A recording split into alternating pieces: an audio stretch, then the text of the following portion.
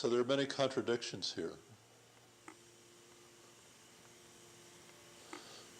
Wanting the sense of a snapshot, yet the preciousness of Suramono.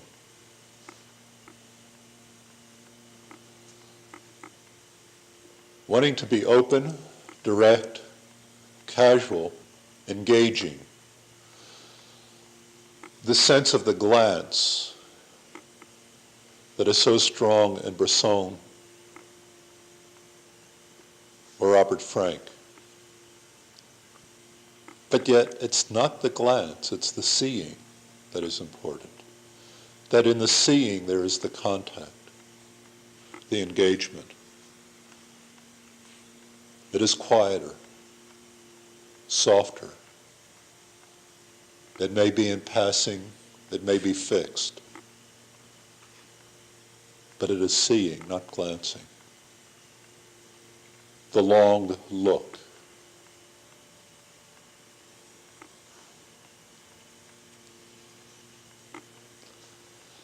The other day when I was leaving the building, I remember something that Steichen said to me when I showed him my portfolio the day before catching the troop train to the West Coast and eventually going to Korea. What he said was that my work was very banal.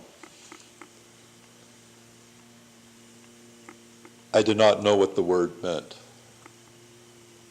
but I didn't play out my ignorance. I held it in reserve. So I did not contradict him. I did not deny what he said. I simply listened, accepted it, and found out by looking the word up simply what it meant.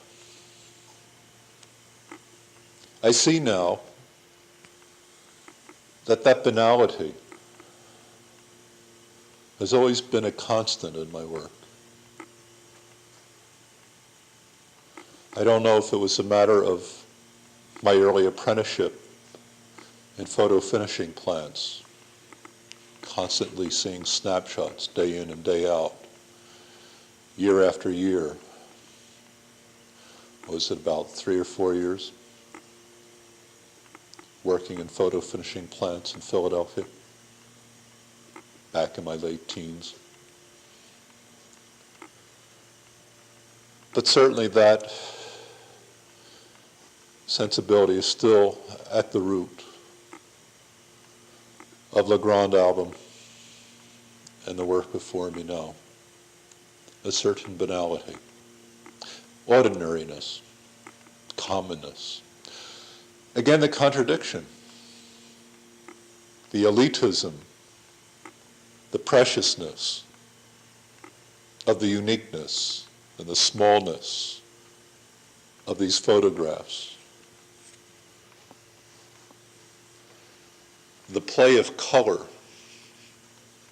as a whole as you skim over the total surface of these assembled works. The total color with their gem-like brilliance. Contradictions. Contradictions or failures. Contraries, oppositions.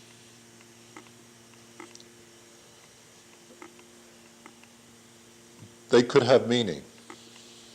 They could be the basis of the profundity of a work,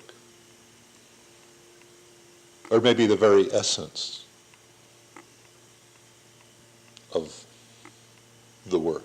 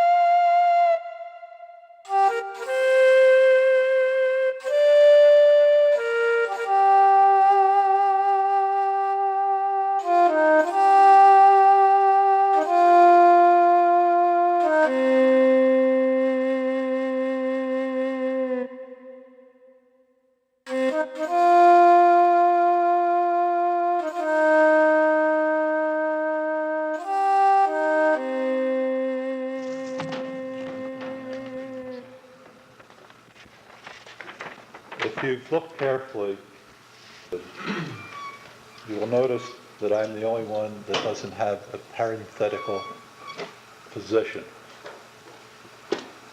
And as a result, that must mean I haven't a discipline either. And so we'll change the procedure for this part of the program. Instead of you asking me questions, I may end up asking you questions. And the way we'll go about this is to use your imagination a little bit.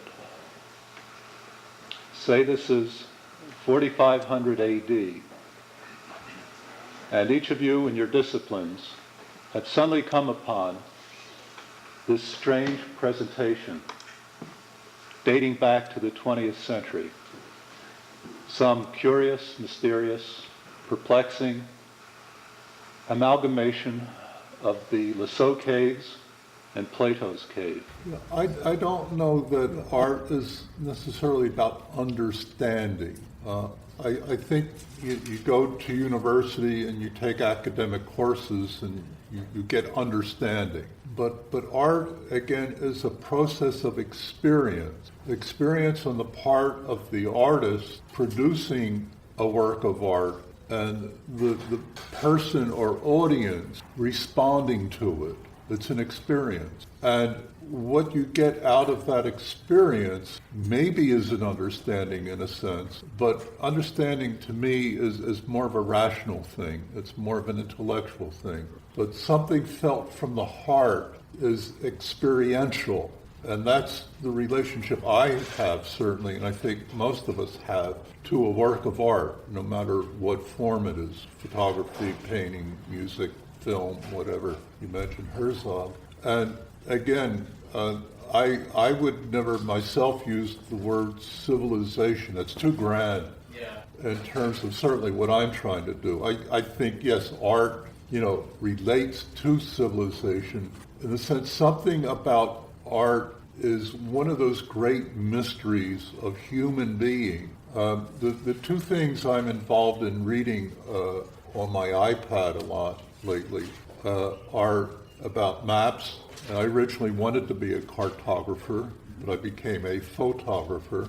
And the cave paintings of France. And the fascination, particularly of the cave paintings, well, both interest me because they relate to civilization again, the beginnings of civilization and the development of modern civilization through the discovery of America, which is, again, the creation of world maps as opposed to metaphorical representations of the world in a religious sense, and what limited knowledge people had of the physical structure of the world. But the sense particularly of cave painting excites me, interests me, fascinates me, is how when I first started reading about cave paintings and looking at reproductions, they supposedly were very happenstance. That they seem to be scattered all over on top of each other and all. But latest investigation of it is quite fascinating because they really weren't. They were constructed, to go back to that term, in the way that a modern painter composes a painting. And that some of these investigators of the art can recognize different painters in a particular area of wall painting. They can say, well, painter A did these and painter B did these, and they may overlap somewhat, but they overlap again in a constructed way, and that there was a way to refer to depth and distance, that why a large mammoth is this small and another animal which is small is that large has something to do with distance, because large things further away do seem smaller than small things close. But that was their way, without vanishing perspective from the Renaissance, of handling it. And they could even tell whether an artist applied a black line first or a red line first, or that dots which seem scattered all over the place tend now to be, little pointillist dots around the fingers, which are like mural painters of the Renaissance with their cartoons, and they stick the little charcoal, pins in to get the design and then paint into it. But art is there for us as a civilization that no other animal has. And that's a fascinating thing. But I would not myself refer anything in particular in terms of what I'm doing to that larger issue of civilization. But it's there. It is Saturday, 2 o'clock in the afternoon, the day after my conversation with Carl, Cynthia, and Peter. I've begun to edit down to about 60 or 70 pictures.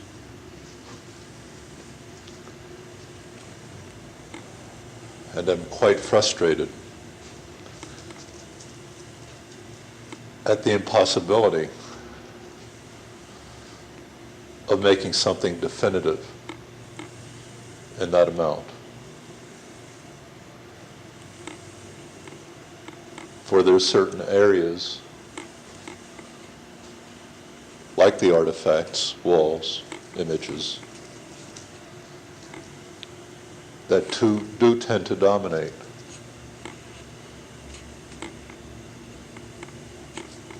And makes me wonder how I'll be able to sort all these down. I look at the photographs, especially the portraits of people that I know, and how strangely mute everyone seems to be.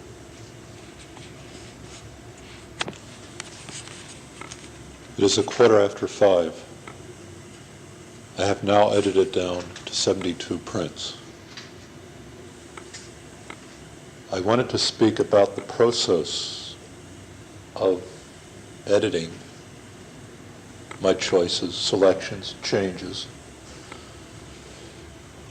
but I just couldn't verbalize as I was working it out and thinking it out. So at the moment, it now sits at 72, more or less finished.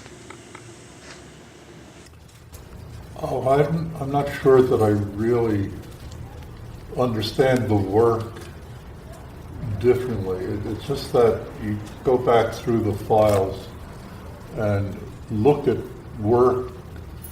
And this was about the last 2 years I was doing this. And I would skip over some things that I had done before because they still seemed all right to me. And some that I did before I would redo. And then I would also print a lot of things that I had passed by originally in the files.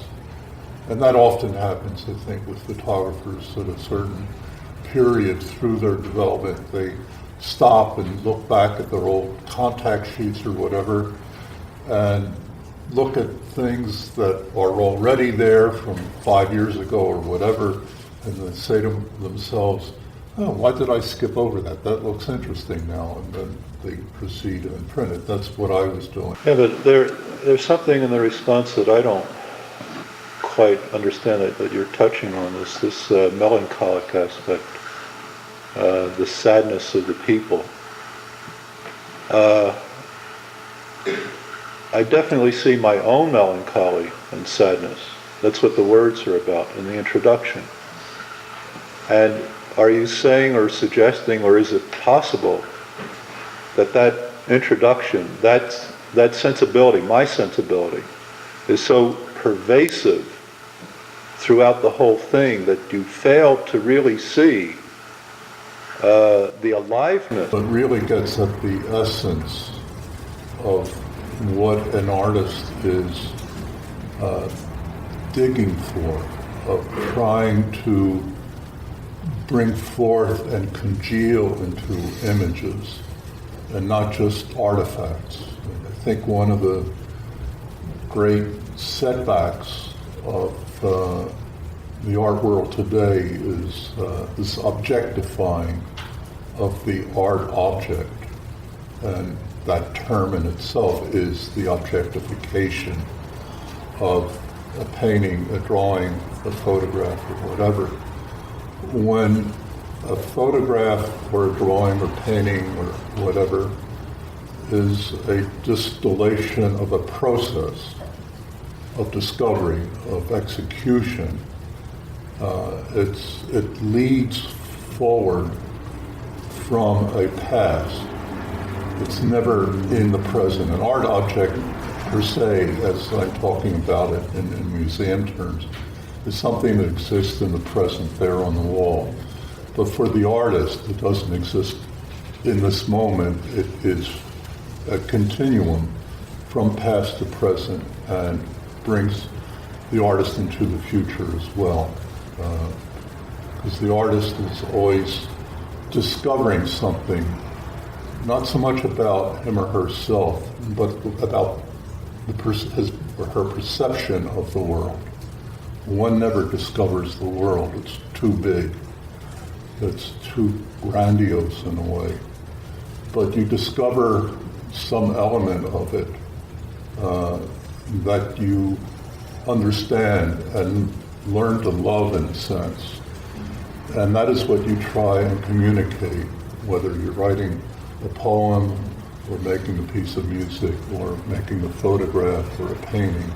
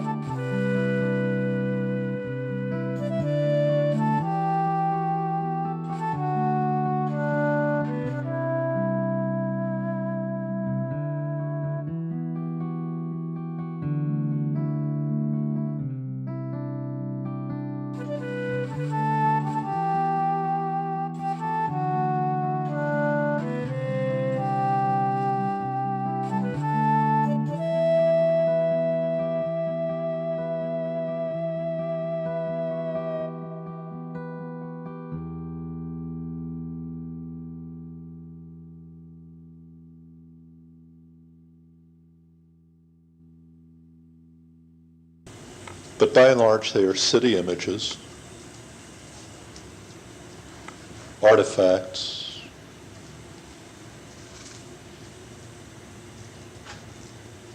that is, flowers, mannequins, masks, cakes, wall images, drawings, children's drawings, wall drawings, graffiti.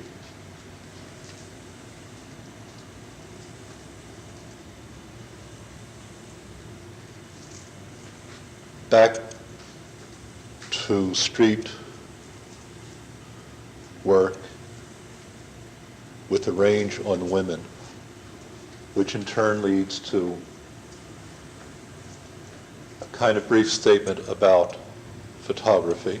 It comes back to what maybe image making is about, for me at any rate, and maybe even culturally, what is it about? What is the photograph? This incredible lie we call the truth, et cetera, mirror of nature and all that. I don't think, curiously, I don't think I've ever been deceived from the time I picked up the camera that the camera was in fact factual to reality.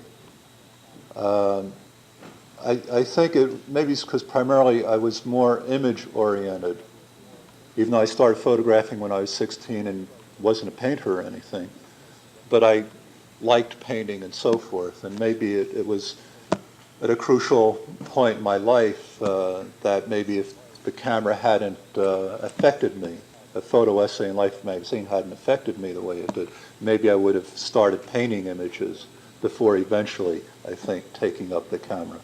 But I saw the camera simply as a way of making images. And those images were of reality and from reality.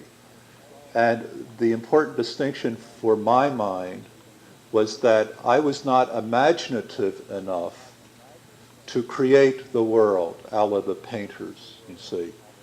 And that the camera was very instrumental in allowing this very afraid and shy kid to go out into the world and find out something about the world and engage it, and then come back to constructing a world that I could understand from that, and then re-engaging the world through that work. It is Sunday, December 24th, noon. I'm here to review the 80 photographs. It is eerie being here alone in the building, no one else around.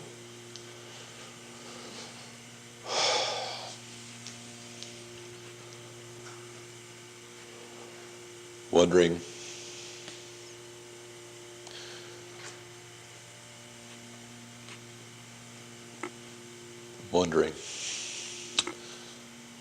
how to say what I am wondering about this work.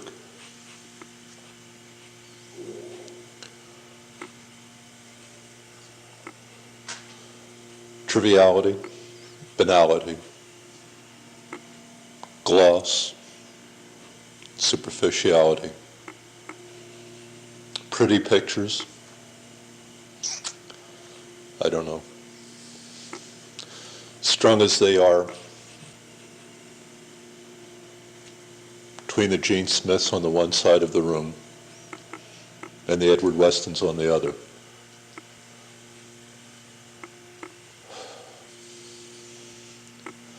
I wonder about my work, about myself.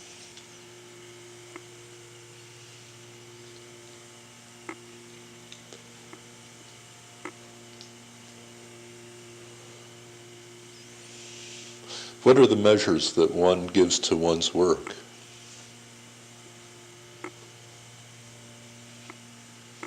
Carl talking something about design.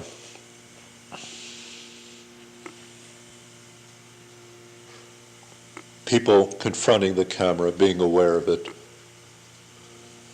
People being unaware of the camera. But underlying it all, a certain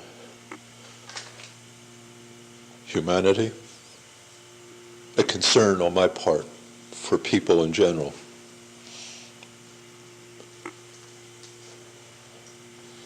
That categorization is total, not sectional. That is, the categorization is this feeling for people that he's talking about. When you were comparing your kind of photography to the other street photographers who, by the time you spoke of your work, you said it was less and less about the context and more about going in, and that really struck me.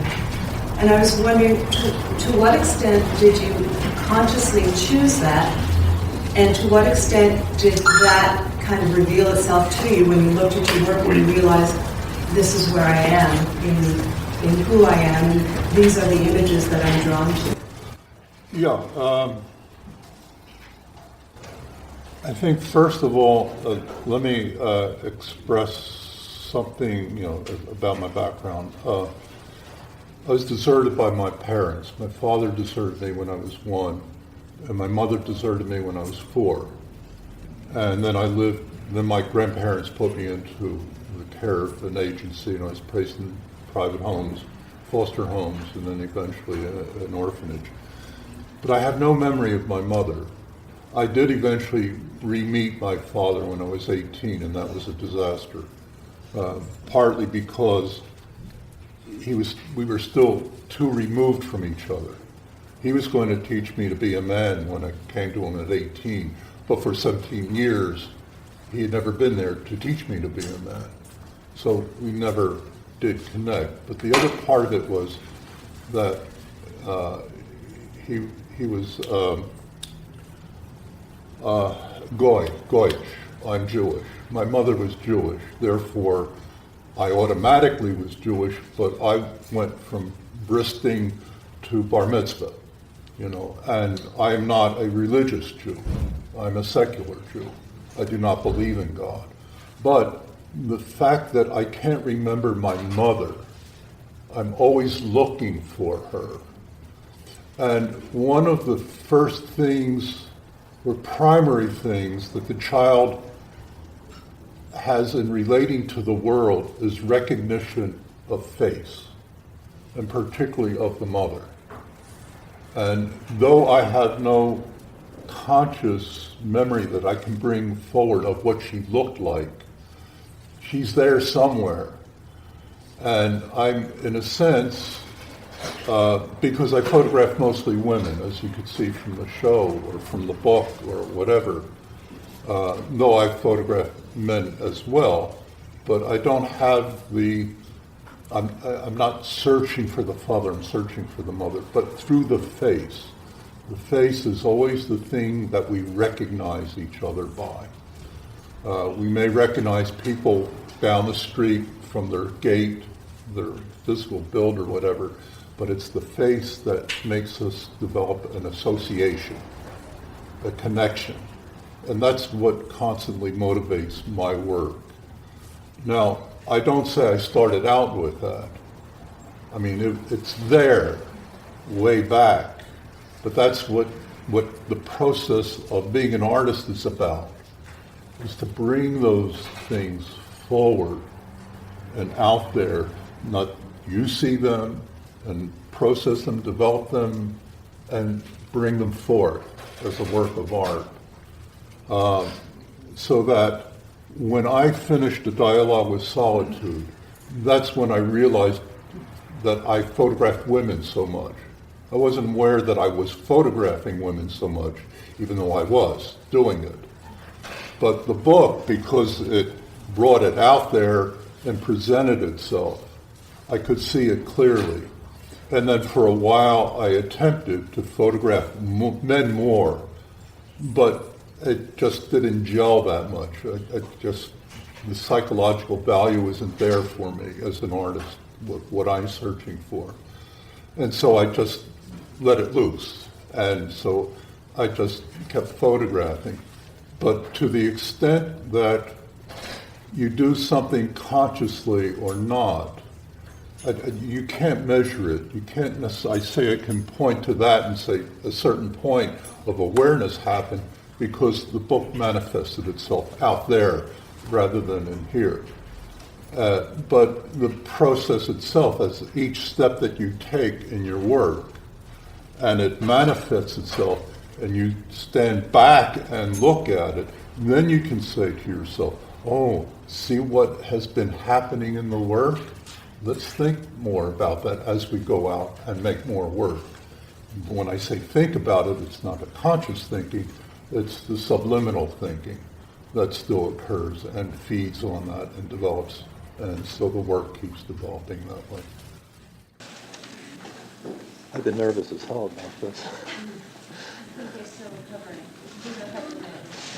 Okay, yeah, I usually find that when I present a slideshow, it takes a few moments for people to get into this kind of dialogue from the mood of their involvement in a slideshow. Sorry. I was just saying it takes a few minutes after I show slideshows for people to really unwind from them to get back into a dialogic response. Still can't hear? Any better now? Okay. Third time. I was just saying that it takes a few moments for an audience to unwind from the involvement in a slideshow to engage in a dialogue. Oh, okay. Let's see, I think it was Lee Friedlander was up at MIT, and they published in the last 2 years something called Positive or Negative or something like that. And one of the students wrote something about his stay there, and he was showing his slides, not like this, just simply showing them, and he doesn't say much when he shows his slides, but I think he was showing them rather quickly for like 5 seconds or something, and they were getting all hyper about that. They weren't on long enough. And he says, well, that's funny, I'm a photographer, I see in 150th of a second. See? And so that's something I think that's important to understand about images and how we respond to them and how we read them. That maybe it's like that the necessity of the photographer to make that instantaneous shot is you have to have a knowledge on some level of your emotional experience to know when and why you're pushing that without any analysis of it. I mean, that's what street photography is basically about, as opposed to maybe studio photography.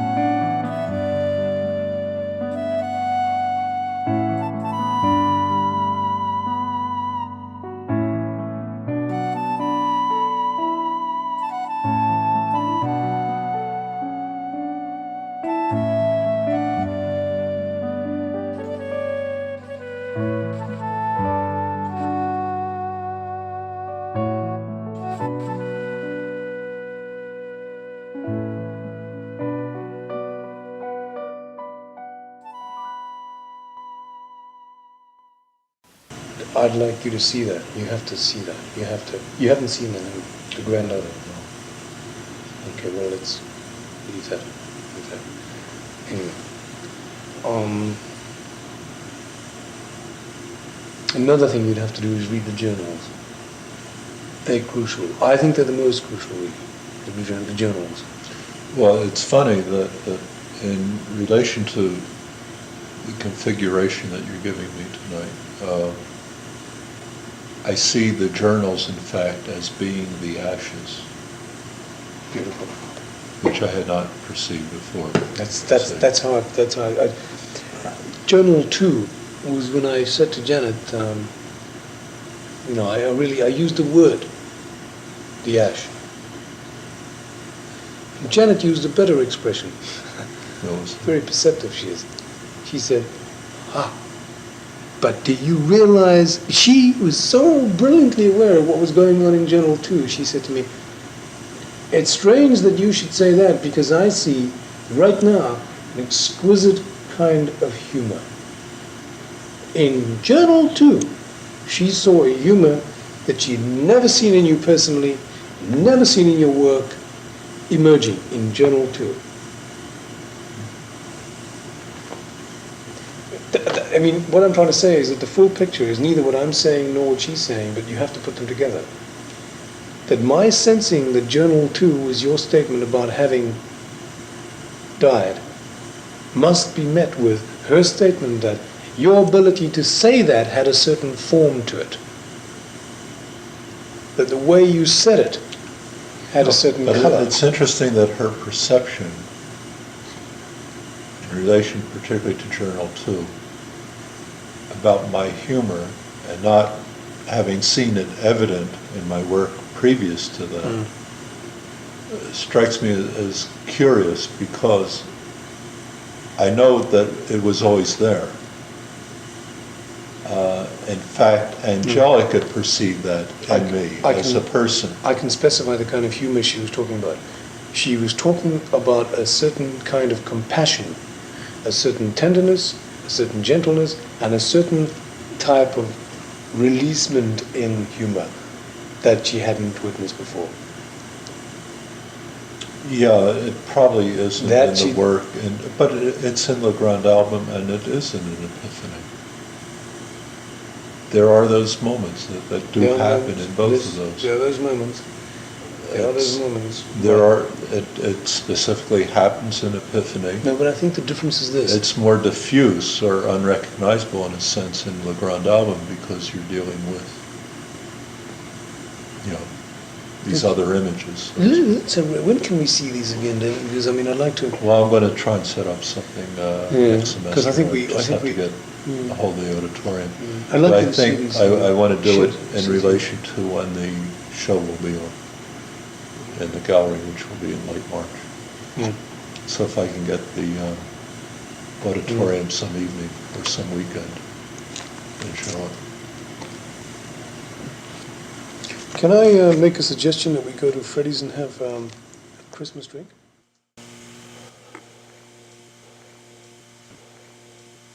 I keep toying with the idea of dedicating this to Tchaikovsky. Not in the way that the book was dedicated to Smith or the Grand Album to Diane, or Epiphany to Nathan and John Max. But as tongue-in-cheek, as almost satire in a way.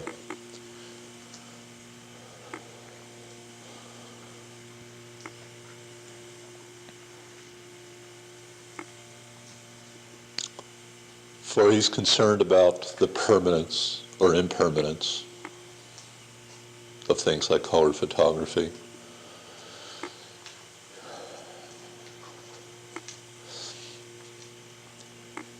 He sees the SX70 as a toy, superficial, inadequate to the serious domain of photography.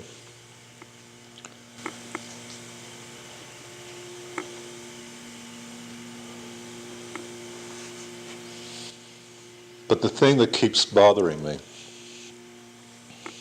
about my work, about the times in which I'm living, about what Tchaikovsky claims for photography, that photography or the photograph inevitably refers to photography. I really wonder what it's all about, why all of us are here, making photographs, what's going to happen to them, the tendency to make precious objects out of them under the guise of communication and under the guise of self-expression. But sometimes I wonder if it's really nothing more than like a Detroit assembly line, mass production. And all these images will probably all crumble to dust someday anyhow. And I wonder if anyone really seriously, I mean anyone by the young people in school, especially in the last 5 years and today, if they're really seriously questioning what they're doing. Why photography? What is to happen to these photographs? Is anything truly being communicated? And is anything truly being expressed? Because one of the favorite expressions is self-expression. That's what everybody's into something for. So I think that's what Epiphany really tries to deal with in terms of the meaning of self-expression and communication, and as an artist and being a teacher. And then going into album because it traces the history of photography, not from the art sense so much as from the naive sense, the family album sense. And I think that one of the things that disturbs me most in photographic education is the hothouse syndrome. And the sense of the family album, even when people are picking up on it now, it becomes a precious thing in an art sense, rather than that simple, honest thing of needing just to make a mark saying, you know, I was here, I passed by, hello, goodbye. It becomes too pretentious and portentous, the activity that's called photographic education today. And I'm part of it because I'm a teacher. I have to make a living like everybody else. That's my excuse, if that is an excuse. And so all this is being caught in the trap. I don't really like the word, it's the process. I happen to be in the 20th century, we all do, at this moment in time. We're all confronted with this problem. I'm confronted with it as someone who has made photographs and someone who now claims to be a teacher, confronted with all these people out here, half my age. And I really wonder what it's all about. Here, I hope you enjoy them. I mean, if you're going to say, well, think of just the community, you know, what do you think about this apple? What do you think about this apple? Because everybody else's ideas is no longer your picture, it's their picture. Yeah, I think there's a confusion there that, again, you're splitting yourself off. You talk about the I of the artist, you know, the ego of the artist. And then when you talk about the audience, you talk about the audience imposing a collective or a myriad number of sensibilities back on the artist. And I don't think it's either.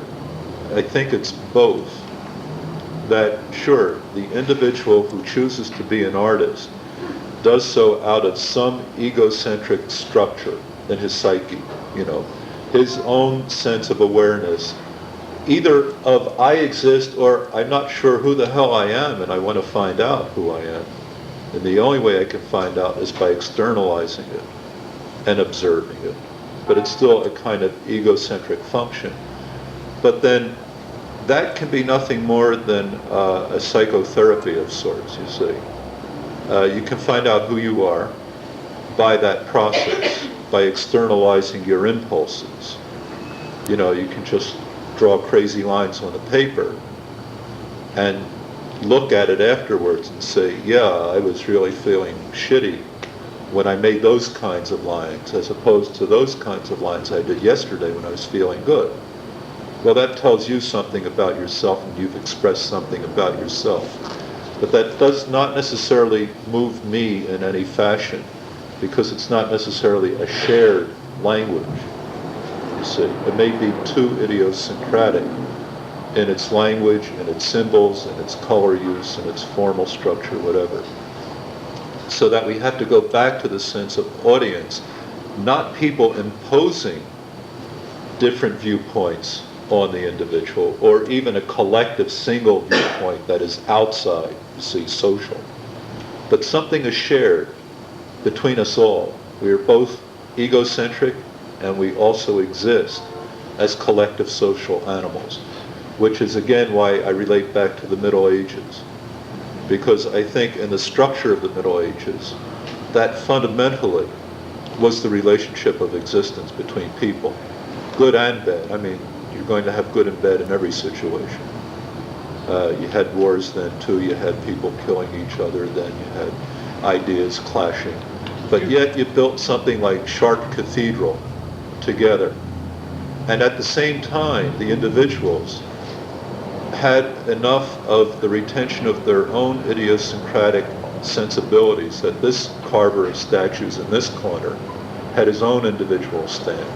And that carver of images over in that corner of the building had something different. But yet, what each put in those corners of the building were literally the corners of the building to hold up the roof. So it's a combination of both. And I think that we're locked into a separation between the two, rather than understanding the related function between what is individual and idiosyncratic, working with that complex unit called, social relationships that we all share at any given time. Well, that's great. There is a growing sense of need to do it. That's beautiful, because there is a growing. All I'll be saying in David's case is this. What is crucial for getting at David and Manny's work is American and Canadian. He has always felt creative isolation in Canada as a photographer, and it's understandable. Okay.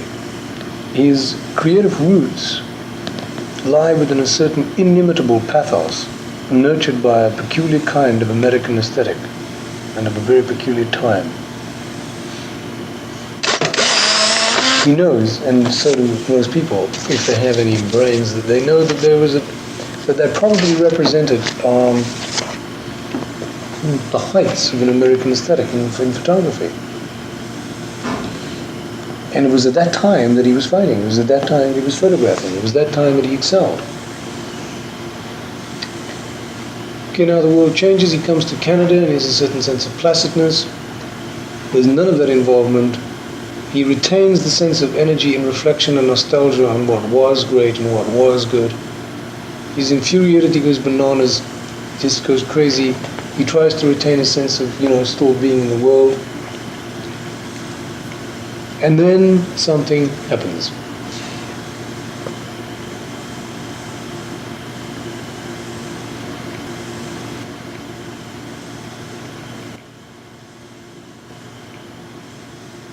The clown realizes that his own feeling about his own pain stands in the way of him being a complete clown.